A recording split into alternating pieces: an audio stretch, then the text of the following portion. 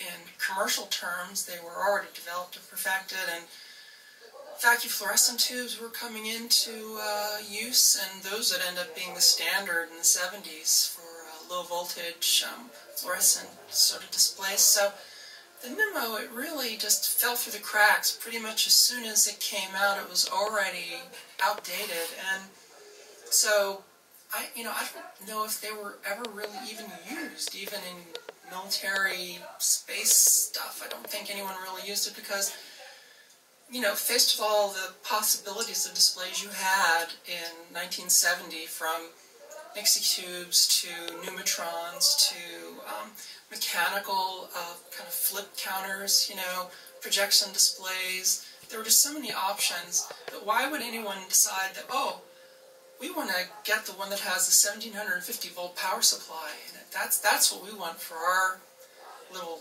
gizmo. So I don't know how to line up the anode and actually hold the whole thing together and have it be snug but not too snug. So I designed the holder in AutoCAD and printed it out, broke it up into 4 different parts because in order to get the kind of resolution on all the surfaces that I needed for all the different features, it was really most practical to print it in 4 parts and then bolt it all together.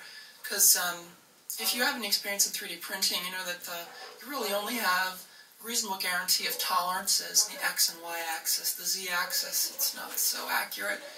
And also, if you have a complex shape like this, printing it in any particular orientation on the printer bed, you'd have a lot of support material and everything, and all that gets in the way of the surfaces and trying to get good tolerances. So this really, this kind of construction really works best if you break it up into sections and print it in sections and kind of adhere it all together. In this case, I just bolted it. I tapped out, I printed the holes in the center block, and I tapped it all out, and then just used the number 6 screws and screwed them in. So worked out really well. The top piece, the anode cover, I added last because I designed it so that after I soldered the high voltage lead, that I had this shroud printed out of PLA that I just glued on with some gel cyanoacrylate glue. The reason being that you can get glues for acrylic that really weld PLA, but I wanted it to be possibly reversible. So with cyanoacrylate, it'll give a really good bond, but it is reversible. You could put a pair of pliers on there and snap it off if you really wanted to get at the anode again. So cyanoacrylate, the gel type has pretty good surface grip, so that's what I use for that. And the rest is, a lot of off-the-shelf stuff. I got an off-the-shelf 2000 volt adjustable DC-DC converter high voltage power supply, which worked out really well because in addition to having the high voltage output, I also have a shutdown feature where I can actually shut down the high voltage. And everything else is still running. The filaments are still on.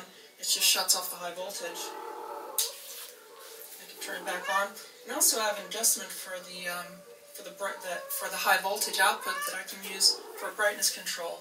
See, so on full on, that's about full brightness right there, and I'm running it down about a little under voltage. So that's that's pretty much it. If you don't follow me on Twitter, I put a lot of the little teasers for this project on Twitter over the past couple of weeks for all the little components, putting it all together, and the final component actually is not even here yet. I ordered from a local plastic fabricator a heavy acrylic shroud that is going to go on top of here, and I've got some corner pieces and stuff that I already printed out, so when that shroud comes, I'm going to put the corner pieces and actually put the shroud on so I can actually put this whole setup on top of my television so I can watch the little numbers go round and round later. So one of the things that they talk about in the brochure for the advantage of the Nimmo is the viewing angle over the Nixie tube.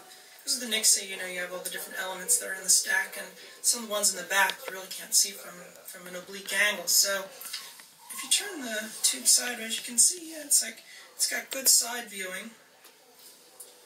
You can actually see the numbers at a fairly steep angle, even pretty much just like on the very edge. It's got that wraparound tube thing.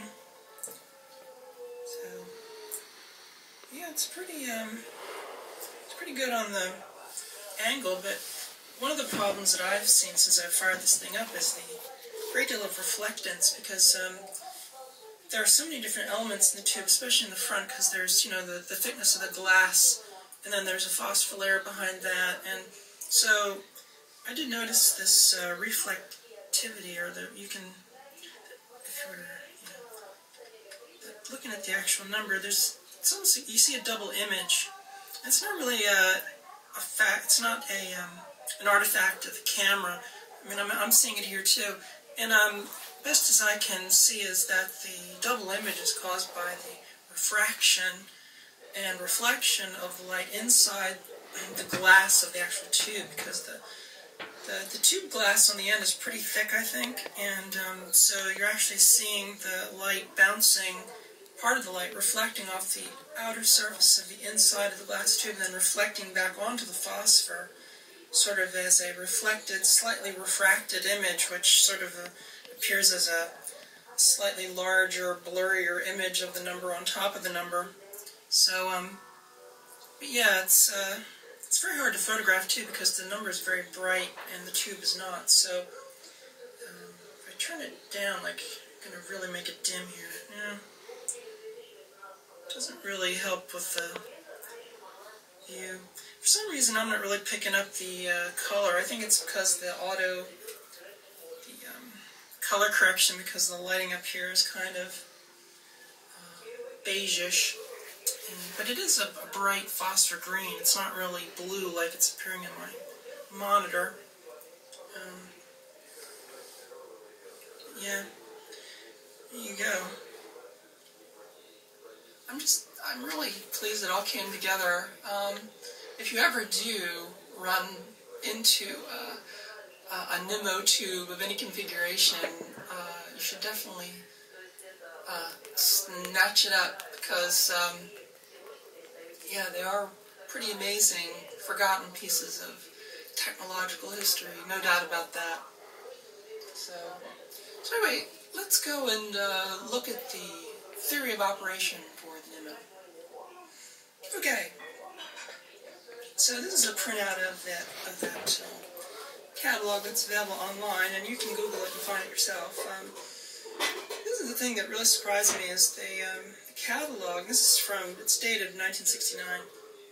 It has the single digit, and then it also has this 6-digit and also a 4-digit version. And I think they even, I saw an example of even a 64-element version that they had made at least small runs of. But I've never seen these in operation. I've never seen, like, examples of these. So whether they actually made them, whether they were just prototyped and never really developed into actual products, I really don't know. But right at the start, in their brochure, they're showcasing the advantages of the NIMO over the Nixie tube for, you know, the cloudiness of the image, although, you know, in practice, the NIMO does have its own artifacts with reflectance and refractance. Is that refractance? Is that a word? It should be, because there is reflectance, so I guess there should be refractance. I have to look it up. Maybe it's not grammatically correct, but, you know. And here, the side viewing angle, which I just showed, that, you know, you can view it from a side angle, which is true, very true. And they also had some versions of the NIMO. This is the other advantage, I guess, to over Nixie tubes, was that because of the phosphor, they had versions